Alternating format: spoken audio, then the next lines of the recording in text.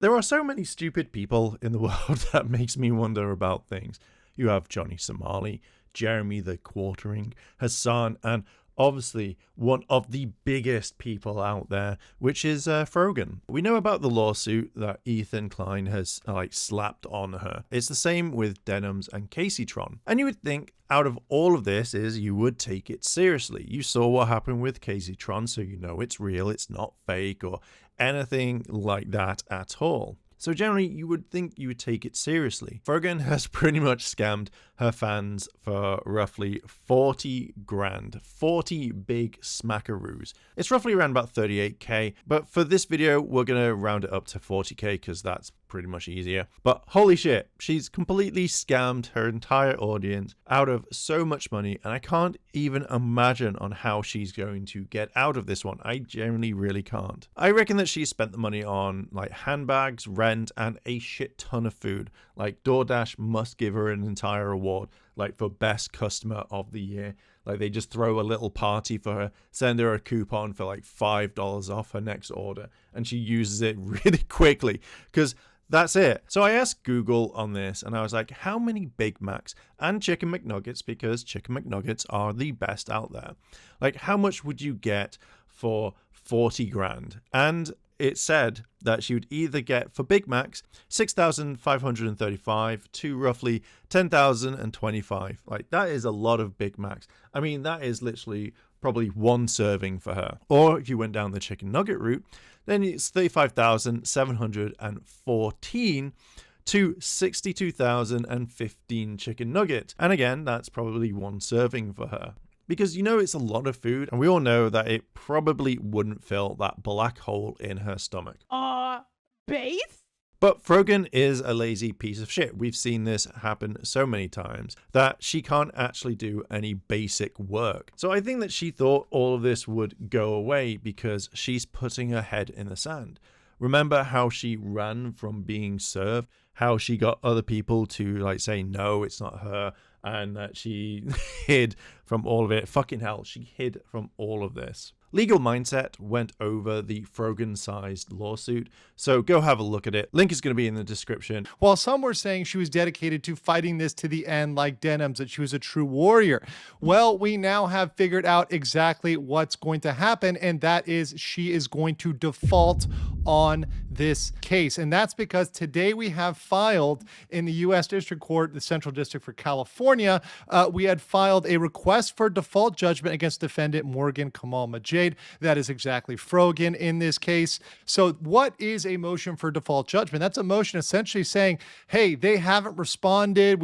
They've passed the deadlines. So now we're going to assume liability. So once this is accepted by the court and approved by the court, liability is completely on Frogan. She gives up the fair use defense. She can no longer argue the law. All of that is out.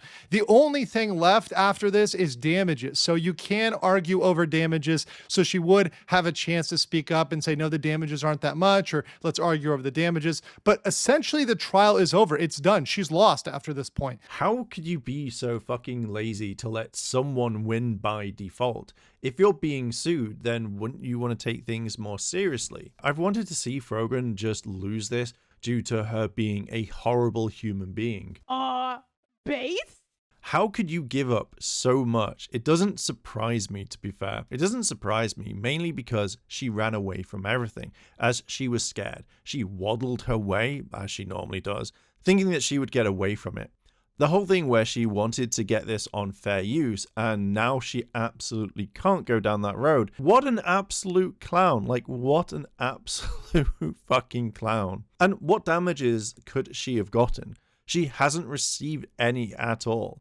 I would love to see what she would try and come up with, and I'm guessing that's going to happen. I generally think that she would just turn up on the wrong day. So here we have in the same motion filed saying plaintiff TED Entertainment hereby requests the clerk enter default in this matter against defendant Morgan Kamal Majid, PKA Frogan, on the grounds that the defendant has failed to appear or otherwise respond to the complaint within the time prescribed by the federal rules of procedure. Now understand, this is not asking much. All that would be required is a very simple filing. She could have told her lawyer, hey, I'm on a budget. Hey, I don't want to spend that much money. Hey, try to keep this to, just a one pager, the bare bones. Let's just give a basic complaint response so we don't default. They could have kept that to a minimum amount. You can tell your lawyer, hey, keep this cheap, just the bare minimum. I want to delay this. I want to try to push this off. That's definitely something you could tell their lawyer, but they didn't even give that. And they've had almost a year at this point. So since August of last year. So this was filed, of course, June 19th of last year. July 17th of last year, Frogan got the complaint. And on August 5th of last year, they had a joint stipulation to extend her deadline from August to October and also give her time for these filings. Since then, they also engaged in settlement negotiations. Now, the counsel for both sides can't talk about the details of settlement negotiation. All I can imagine is that Frogan would just argue or be like, I don't accept this, and it's not going to happen. Just argue out of nowhere and be really rude to everyone. Just not putting in any effort to do anything, again, doesn't surprise nor does it shock me, as she doesn't want to put any effort into anything.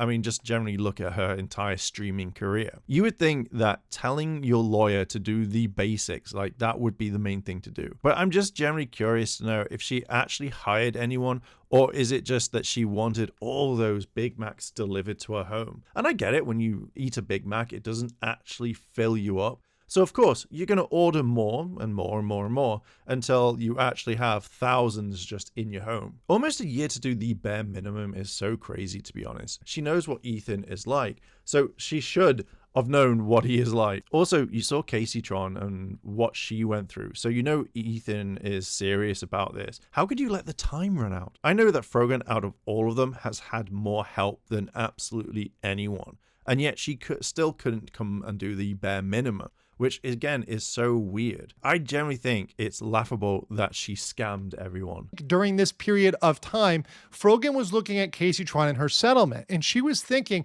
hey, look, if I settle, I'm going to have to give all of my legal defense fund over to Ethan Klein. And instead of doing that, let me kick this down the can and use those funds for my Big Macs. Yes, the giant mountain of Big Macs that we can all see Frogan chowing down on. Let's use that for the Big Mac fund over this period of time. And as I whittle this down, we'll eventually just not ignore it, whatever else. After hearing the first part, it doesn't surprise me that she didn't want to lose that money.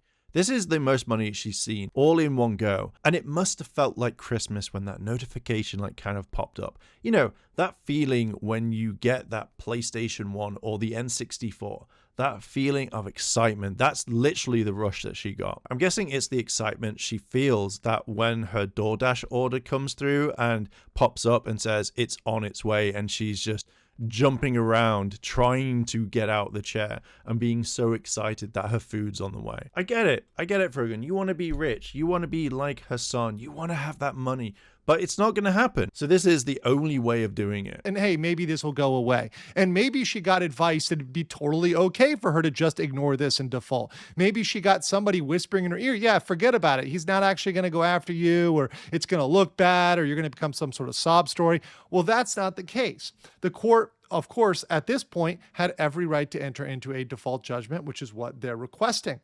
So they informed them on April 20th that they intended to proceed with litigation, gave her 3 weeks, and their deadline to respond was May 11th. That did not come. That day came and gone. And now, boom, we're at default judgment territory. If that person did that, then I would have looked at Casey Tron and how that went down. That would mean that Ethan has gone through it. And you know that all three of them have a group chat. I would be shocked if they didn't have one. So I know that they're all talking and they know what's going on. So Casey turning around and actually saying, shit, this is what's happened, should have shook the other two up so badly. You know, they all have things in common to have this group chat. You know, the two big ones is that they are Hassan orbiters and they all want to fuck him. But I am a little concerned that Frogan hasn't actually taken this more seriously. Seriously, who's giving Frogan advice? Because they really need to be looked at. If we look at her legal defense fund, her lawsuit defense fund on GiveSendGo, she raised almost $40,000, $38,756, including donations that were running up to this day. She was getting donations very, very recently that were coming into her fund. So she's still out there grifting for her legal defense, despite the fact that she hasn't really used this for legal defense. Really, there's been no filings on her part, significant filings, over almost a year. Since August of last year, she really hasn't done anything. So what's going on? Where did all this money go? Didn't she have to use that for legal funds? Well, I called this out last year, and I am proven absolutely right yet again that she tucked some weasel words in here so she didn't get hit with scamming or fraud allegations. So if we turn back to the actual language that she tucked into that GiveSendGo legal defense fund, you can see it says here, this fundraiser is to cover any and all legal fees associated with his complaint, talking about Ethan Klein. Any counterclaims I may have against him, well, she can't file any counterclaims if she defaults. That's totally gone. So that's some BS to begin with. And then saying any other bills and personal expenses from lost wages and damages arising from this litigation. So her whole horse is going to be bet on personal expenses and bills. So she used this for rent. She used this once again for the Big Mac fund, chowing down on Cheetos, fried chicken, whatever else she did. But I mean, she was not using this for this fund. And because of that, she's able to say, hey, I didn't scam you because I put personal expenses in there. So you can't sue me. You guys can't come back and say I defrauded you because, hey, I disclosed this could be my personal expenses. I actually think that this is all a scam. She wanted a large amount of money and wanted then to dip, disappearing. I'm guessing that she thought that she could get away with things and play things off like, she's just a girl. You can't like pick on me or anything like that. That she fully doesn't understand what's going on. She's stressed out. But when she's asked about where the money is gone, then, as I said before, it would have gone on like handbags, her nails, rent, and thousands of Big Macs. It's scummy that she's done this by putting little extras in there to kind of get away with stuff. Like as soon as like the bills are paid, if there's like anything like her nails need to be done or her hair needs to be like addressed or whatever, it just feels weird that you would put this in. Living expenses and all that jazz really can't really be put in because, you could just say, hey, I'm not going to pay my attorney that much, but because the stress, I need to buy video games or I need to buy whatever. It's just really weird that you would put in there thinking that you could get away with most of this sort of stuff. With the food, she can say like, oh, I was stress eating. But again, this money isn't there to enrich your life and make it better. You scammed the only people that wanted to help you. And I think now no one will want to help you anymore. I hope the GoFundMe will automatically refund the people and then you have to pay as well because that money is probably gone right now. I do generally think that she thought she could get away with this. Judgment here, looking at this, I absolutely believe that she clearly used this for her personal expenses chiefly. Because she really didn't do anything in this lawsuit significantly. Her legal bills are probably no more than a couple $1,000s in this. Over totaling based on what she did. She really didn't have to spend more than that for what she's done so far. It really isn't that expensive to just go and have settlement negotiations, do some bare bones work, etc. And not even filing a response, a basic short 1-2 page response, something very simple, is absolutely disgraceful having put up a legal defense fund. Not even putting up a fight, not even taking this to summary judgment or a further stage where she could try to make an attempt to argue the law, try to do what Denham's did. She's not even gone as far as Denham's, right? Denham's at least shown, hey, she's willing to put up some level of fight in this. She hasn't even tried. Frogan has been sitting in her room, not doing anything with this. And if you look at the actual liability, it's going to be large. It's going to be over $200K. Likely the statutory damages alone are up to $150K, and that doesn't include any of Frogan's profits or any of Ethan's lost revenue. So if they're able to cobble together 50 or 100K of lost profits or Frogan's revenue, something like that, as well as attorney's fees, because Ethan can tack his attorney's fees onto this, that certainly is going to be expensive because we all know that Ethan has the best lawyers on this that are very expensive. That's certainly going to get over $200K. So we're looking at a 6-figure amount. That's going to be a lot for Frogan. Frogan for someone who is constantly begging for money and saying she's broke. So what do I think her strategy is? I think it's to declare personal bankruptcy. I think her strategy all along has been to deplete these funds. So even if Ethan Klein wins, she can say, hey, that fund is empty. I already drained that fund. So you can't get anything from that. And I am personally broke. She will declare bankruptcy after the judgment. So, hey, you're not going to get anything from me. So I think that's her strategy. Now, that doesn't always work out. In some cases, there can still be liability attached. Now, that's going to be up for Ethan Klein to figure out that and fight that battle. But I think that's going to be her strategy in all of this. But without a doubt, we can say that Frogan ate it all. I would agree that Frogan would file for bankruptcy, mainly because I'm guessing that's what she is being advised. That's her only game plan. She probably has it in her head that if she files for this, then she wouldn't have to pay for it. So therefore, money is just being lost. And she's like, I don't have to pay.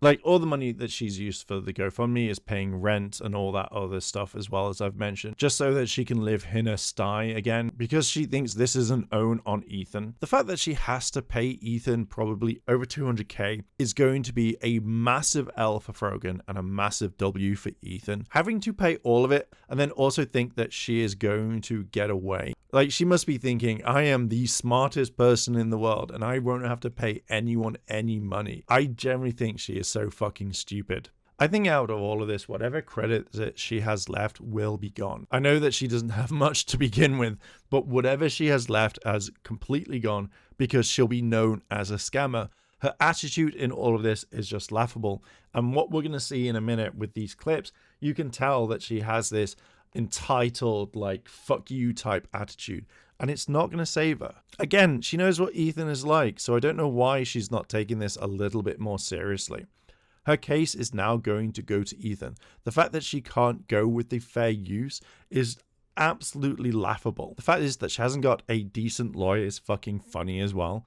The fact that she's going to come on stream and cry that she's going through this and that she needs other people's money to pay off this like huge debt that she's going to be in. I can generally see it. Guys, like, I need to pay like Ethan off, and like any donations will be absolutely fantastic. I hope that there is a clause in the kind of the settlement where it says you can't ask people for donations for this. It has to come from her and her only. And she can't like hide it as this is rent or I need this or I need that. Like, generally, I hope that is in there. But what are your thoughts on this? Let me know down below in the comments and let's discuss. Do you think that Frogan is going to use some sort of excuse to get out of this? Or what do you think she's done with the money? Let me know down below in the comments and let's discuss. And while you're down there, why not hit the like button and subscribe, as I'm trying to reach 1,000 subscribers by the end of the year. And with that, I'll end it here.